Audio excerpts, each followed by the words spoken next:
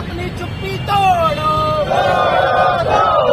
Minorities के budget के ऊपर अपनी चुप्पी तोड़ो। मैडम कलिस फातिमा बात करो, मोहतरमा कलिस फातिमा खामोशी नहीं चलेगी, नहीं चलेगी, नहीं चलेगी। वरना कुर्सी खाली करना होगा, करना होगा, करना होगा। टोटी रिजर्वेशन देना होगा, देना होगा, देना होगा। बीजेपी आईटी सेल से डरना छोड़ो, छोड़ो, छोड़ो। ಕರ್ನಾಟಕದಲ್ಲಿ 9 ಮುಸ್ಲಿಂ ಶಾಸಕರ ಏನು ಆರ್ಡರ್ ಬಂದಿದ್ದಾರೆ, ಮುಸ್ಲಿಂ ಜನರು ವೋಟ್ ತಗೊಂಡು 55 ಲ್ಯಾಕ್ಸ್ ವೋಟ್ ಕರ್ನಾಟಕಕ್ಕೆ ಮುಸ್ಲಿಂ ಕೊಟ್ಟಿದ್ದಾರೆ. ಅದರ ಪರವಾಗಿ 8 ತಿಂಗಳಾದಮೇಲೆ ನಿಯರ್ ಅಬೌಟ್ 20 ಕ್ಯಾಬಿನೆಟ್ ಮೀಟಿಂಗ್ ಆದಮೇಲೆ ಇವತ್ತು ತನ ಮೈನಾರಿಟೀಸ್ ಪರವಾಗಿ ಮುಸಲ್ಮಾನರ ಪರವಾಗಿ ಮಾತಾಡ್ತಾ ಇಲ್ಲ. ಅವ್ರದ್ದು 4% ರಿಸರ್ವೇಷನ್ ಇತ್ತು, ಅದನ್ನು ಕೊಡ್ತಾ ಇಲ್ಲ, ಅದ್ರ ಪರವಾಗಿಯೂ ಮಾತಾಡ್ತಾ ಇಲ್ಲ. ಸಿದ್ದರಾಮಯ್ಯ ಅವರೇ ಒಂದು ಹಿಜಾಬ್ ಮೇಲೆ ಬೈಟ್ ಕೊಡ್ತಾರೆ 24 ತಾಸು ಒಳಗಡೆ, ಅದು ಮತ್ತೆ ಯೂಟರ್ನ್ ತಗೋತಾರೆ ಅದ್ರ ಮೇಲೆ. ಅದು ಒಂದು ಕಲರ್ಗಾ ಪ್ರಭಾಕರ್ ಭಟ್ ಅವರು ಈ ತರ ಮೆಸೇಜ್ ಕೊಡ್ತಾರೆ. ಅವರಿಗೆ ನಾನ್ ವೆಲೇಬಲ್ ಸೆಕ್ಷನ್ ಹಾಕಿ FIR ಮಾಡ್ತಾರೆ. FIR ಹಾಕಿದ್ಮೇಲೆ ಅದು FIR ತಗೊಂಡು ಅವ್ರು ಹೈಕೋರ್ಟ್ ಹೋಗಿ ಬೇಲ್ ಕೇಳಿದ್ರೆ, ಹೈಕೋರ್ಟ್ ಸರ್ಕಾರ ಒಪಿನಿಯನ್ ಕೇಳಿದ್ರೆ, ಸರ್ಕಾರ ಒಪಿನಿಯನ್ ಏನಿರುತ್ತೆ ಅಂದ್ರೆ ನಾವು ಅವರಿಗೆ ಅರೆಸ್ಟೇ ಮಾಡಲಿಲ್ಲ, ಎಲ್ಲಿ ನಾವು ಹೇಳಬೇಕು ಅಂತ. ಈ ತರ ಡಿಪ್ಲೊಮ್ಯಾಟ್ ತರೀಕೆ ನೀವು ರಾಜಕಾರಣ ಮಾಡ್ತಾ ಇದ್ದೀರಾ, ಇದು ರಾಜಕಾರಣ ಚಲೋ ಇಲ್ಲ. ಯಾಕೆಂದ್ರೆ ನೀವು ಇವತ್ತು ಏನ್ ಮಾಡ್ತಾ ಇದ್ದೀರಿ ಅದು ತಪ್ಪು.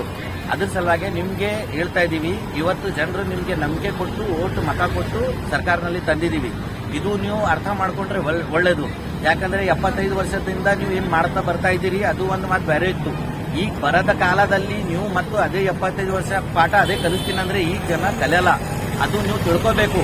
ಮುಂದೆ ನೀವು ಒಳ್ಳೆ ರಾಜಕಾರಣ ಮಾಡಬೇಕು, ಒಳ್ಳೆಯರಿರಬೇಕು, ಎಲ್ಲರೂ ಒಳ್ಳೇದಾಗಬೇಕು ಅಂದ್ರೆ ಇವ್ರ ಮತ ತಗೊಂಡು ಇವ್ರ ಮೇಲೆ ರಾಜಕಾರಣ ಮಾಡಲ್ಲ. ಈ ತರ ನೀವು ವಿಚಾರ ಬಿಟ್ಟು ಬಿಡ್ರಿ.